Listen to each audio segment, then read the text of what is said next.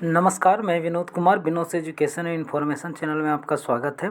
आज मैं आपके लिए बहुत ही लेटेस्ट जानकारी लेकर आया हूं जो झारखंड कर्मचारी चयन आयोग के द्वारा निकल कर आ रही है।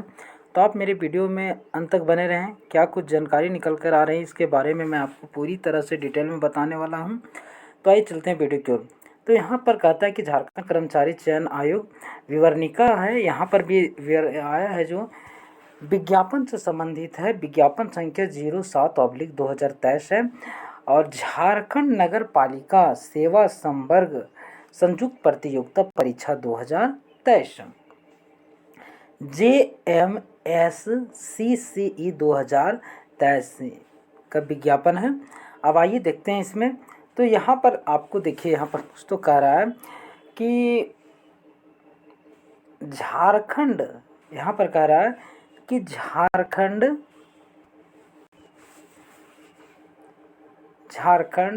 नगर पालिका सेवा संवर्ग संयुक्त प्रतियोगिता परीक्षा 2023 के लिए ऑनलाइन आवेदन आमंत्रित किए जाते हैं। यह जो आवेदन है ऑनलाइन भरा जाएगा।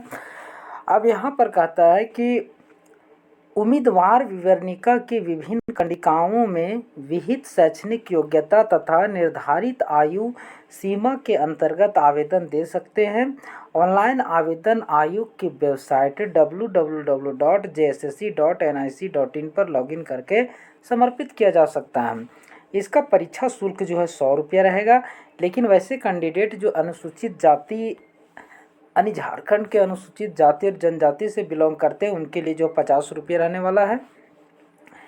यहाँ पर आपको जो है वैकेंसी दे दिया, पद का नाम, किसमें कितना कैटेगरी वाइज जो है दिया गया है दोस्तों। उसके बाद आगे आइए देखते हैं। यहाँ पर जो है ये शैक्षणिक योग्यता, अब यहाँ पर पद का नाम है, वेतनमान रहेगा और उसके लिए शैक्षणिक योग्यता क्या जरूरी है, जैसे गार्डन अधीक्षक का। तो यहाँ ये आपका जो है 35,400 से 1,12,400 इसका पेमेंट रहेगा। लेकिन यहाँ पर कह रहा है शैक्षणिक योग्यता मान्यता प्राप्त विश्वविद्यालय संस्थान से कृषि विज्ञान हॉर्टिकल्चर वानिकी में स्नातक होना चाहिए, ग्रेजुएशन होना चाहिए। दूसरा है वेटनरी ऑफिसर के लिए है, इसका पे स्केल यहाँ पर है। और मान्यता प्राप्त विश्वविद्यालय संस्थान से veterinary science and animal husbandry स्नातक होना चाहिए। आगे देखते हैं। आगे यहाँ 3 में दिया गया है सैनिटरी एंड फूड इंस्पेक्टर के लिए जो पे स्केल इसका जो दिया गया है 25,500 से आपको दिया गया है 81,100। लेकिन यहाँ पर शैक्षणिक योग्यता इसमें थोड़ा परिवर्तन है। कहता है मान्यता प्राप्त विश्वविद्यालय संस्थान से पोस्ट ग्रेजुएट डिप्लोमा यानी पीजी होना चाहिए in water sanitation and hygiene या post graduate diploma in environmental health and hygiene, graduate diploma in industrial hygiene या post graduate diploma in hygiene diet and nutrition में होना चाहिए। उसके बाद आगे देखते हैं। यहाँ पर दिया गया है सैनिटरी सुपरवाइज़र के लिए है और ये इस रहा इसका पे स्केल। और इसमें जो आपको यहाँ पर मांगा गया क्वालिफिकेशन, कहता है मान्यता प्राप्त विश्वविद्यालय या संस्थान से post graduate diploma in sanitary inspector, post graduate diploma in health and sanitation या post graduate diploma in water sanitation hygiene. उसके बाद आगे यहाँ पर है आपका राजस्व निरीक्षक है। तो इसका पे स्केल जो है 25,500 से 81,100 रहेगा। मान्यता प्राप्त विश्वविद्यालय या संस्थान से वाणिज्य, अर्थशास्त्र, गणित या सांख्यिकी में स्नातक होना चाहिए। ये जो है राजस्व निरीक्षक के लिए। विधि सहायक के लिए जो इसका पे स्केल ये रहा, मान्यता प्राप्त विश्वविद्यालय या संस्थान से विधि में स्नातक होना चाहिए। उसके बाद आगे यहाँ पर देख लेते हैं और क्या दिया गया है, कोई ज़रूरी नहीं है। यहाँ पर दोस्तों, यहाँ पर जो है उम्र का कैलकुलेशन जो करेगा, कहता है न्यूनतम उम्र की गणना हेतु 1/8/2023 रखा गया है और अधिकतम उम्र की गणना हेतु जो है 1/8/2019 रखा गया है। आगे यहाँ पर देखते हैं। उसके बाद यहाँ पर जो है आपको कैटेगरी वाइज दे दिया गया है, यहाँ पर देख लेते हैं। और इसमें क्या दिया गया, न्यूनतम उम्र जो है यहाँ पर कह रहा है कि 21 वर्ष आपका होना चाहिए।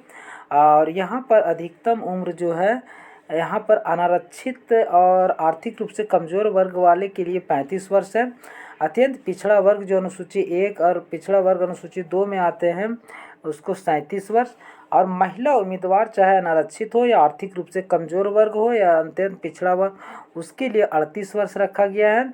और वैसे कैंडिडेट जो अनुसूचित जनजाति या जाति से बिलोंग करते हैं पुरुष हो या महिला उनके लिए 40 वर्ष रखा गया है। उसके बाद आगे यहाँ पर देखते हैं और क्या दिया गया है। यहाँ पर देखिए दोस्तों, यहाँ पर स्थानीय निवासी बल से संबंधित कुछ सूचना दिया गया है। कहता है आरक्षण का दावा करने वाले अभ्यर्थियों हेतु स्थानीय निवासी प्रमाण पत्र। आरक्षण का दावा करने वाले सभी वर्ग के अभ्यर्थियों को कार्मिक प्रशासनिक सुधार तथा राजभाषा विभाग के पत्रांक जो है 4650 2/6/2016 द्वारा निर्धारित प्रपत्र में अनुमंडल के पदाधिकारी स्तर से दिनांक 2/6/2016 तथा उसके पश्चात निर्गत स्थानीय निवासी प्रमाण पत्र मान्य होगा। यानी 2/6/2016 या 2/6/2016 के बाद का जो अनुमंडल स्तर का है तो वह जो है मान्य होगा। अथवा यहाँ पर क्या दिया गया है, आगे यहाँ पर देखते हैं। यहाँ पर दिया गया है कि ये अगर अनुमंडल स्तर का नहीं है तो आगे कहता है कि पत्रांक 5752 दिनांक 19/7/2019 द्वारा निर्धारित प्रपत्र में 19/7/2019 को अथवा उसके पश्चात अंचलाधिकारी स्तर से निर्गत स्थानीय निवासी प्रमाण पत्र मान्य होगा।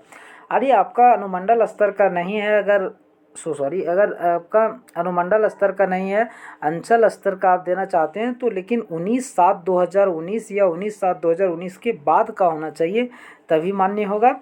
अब खा में कहता है कि 19/7/2019 के पूर्व यानी के पहले अंचलाधिकारी स्तर से निर्गत स्थानीय निवासी प्रमाण पत्र मान्य नहीं होगा। आगे देख लेते हैं हम। आगे यहाँ पर कहता है 2/6/2016 के पूर्व किसी भी स्तर से निर्गत स्थानीय निवासी प्रमाण पत्र मान्य नहीं होगा। आगे यहाँ पर अब आते हैं जाति प्रमाण पत्र में। जाति प्रमाण पत्र में यहाँ पर कह रहा है कि झारखंड राज्य के अनुसूचित जाति जनजाति के संदर्भ में जिला अनुमंडल के उपायुक्त अनुमंडल के पदाधिकारी स्तर से निर्गत होना चाहिए। अगर वो नहीं है तो यहाँ पर क्या बोला है कि पत्रांक 1754 में 25/2/2019 द्वारा निर्धारित प्रपत्र में 25/2/2019 को अथवा उसके पश्चात अंचलाधिकारी के स्तर से निर्गत जाति प्रमाण पत्र जो है मान्य होगा। आगे और यहाँ पर देख लेते हैं क्या दिया गया है। अब आते हैं यहाँ पर जो है इसमें ऑनलाइन जो किया जाएगा देख लेते हैं। यहाँ पर दोस्तों यहाँ पर देखिए कहता है कि रजिस्ट्रेशन करने तथा सूचना दर्ज करने तो 20/6/2023 से 19/7/2023 की मध्य रात्रि तक आप रजिस्ट्रेशन कर सकते हैं। परीक्षा शुल्क भुगतान करने के लिए दिनांक जो है 21/7/2023 की मध्य रात्रि तक कर सकते हैं। उसके बाद है फ़ोटो और हस्ताक्षर जो आपको लोड करने हैं तो उसके लिए जो है 23/7/2023 की मध्य रात्रि तक आप कर सकते हैं, प्रिंट आउट ले सकते हैं। उसके बाद करेक्शन का डेट जो दिया गया है 25/7/2023 से 27/7/2023 तक, उसमें जो है करेक्शन आप कर सकते हैं। अब यहाँ पर ओमार सीट जो है यह जो एग्ज़ाम होगा ऑफलाइन होगा, ओमार सीट होगा। अब यहाँ पर देखते हैं कि मुख्य परीक्षा जो लिया जाएगा कहता है कि 3 पत्र होंगे या परीक्षा 3 पालियों में ली जाएगी। अब भाषा ज्ञान से जो है 120 प्रश्न होंगे, 2 घंटा का समय है।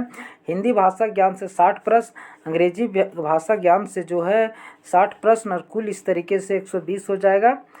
अब आगे यहाँ पर देखते हैं आपको जो यहाँ पर दिया गया है लैंग्वेज 2 चिन्हित जनजातीय क्षेत्रीय भाषा, यहाँ जितना भाषा दिया गया उसमें से कोई आपको जिसमें आप आप जानकारी रखते हैं उसमें से एक कोई चूज करना है, जिसमें से आपको जो 100 वैकल्पिक प्रश्न होंगे। उसके बाद पत्र 3 में जो आपको कहता है, यहाँ पत्र 3 में जो कहता है तकनीकी है, विशिष्ट विषय या सामान्य ज्ञान की परीक्षा, कुल जो है 150 प्रश्न होंगे। समय जो है 2 घंटा 30 मिनट का होगा। तकनीकी से और विशिष्ट विषय से आपका 100 प्रश्न, सामान्य अध्ययन से 20 प्रश्न होंगे और सामान्य गणित के 20 प्रश्न होंगे और सामान्य विज्ञान के 10 प्रश्न होंगे। तो कुछ इसका ये बस है। और मुख्य परीक्षा में जो आपका ये इसका तो सिलेबस का मैं PDF इसी वीडियो के डिस्क्रिप्शन बॉक्स में दे दूंगा, आप वहाँ से भी से डाउनलोड कर सकते हैं। किसी तरह का प्रॉब्लम आपको आ जाती है, आवासीय सब प्रॉब्लम है या स्थानीय और जाति समझने में प्रॉब्लम है कि कब का लगेगा, तो आप कमेंट में सकते हैं। सिलेबस का प्रॉब्लम है तो मैं इसके लिए अलग से वीडियो में बना दूंगा। तो ये जो है बस दिया हुआ दोस्तों, तो कुछ ये जानकारी था। उम्मीद करता हूँ ये वीडियो आपको पसंद आया होगा। मेरी इस वीडियो को लाइक करें, ज़्यादा से ज़्यादा शेयर करें, साथ ही मेरे चैनल को सब्सक्राइब कर लें। धन्यवाद।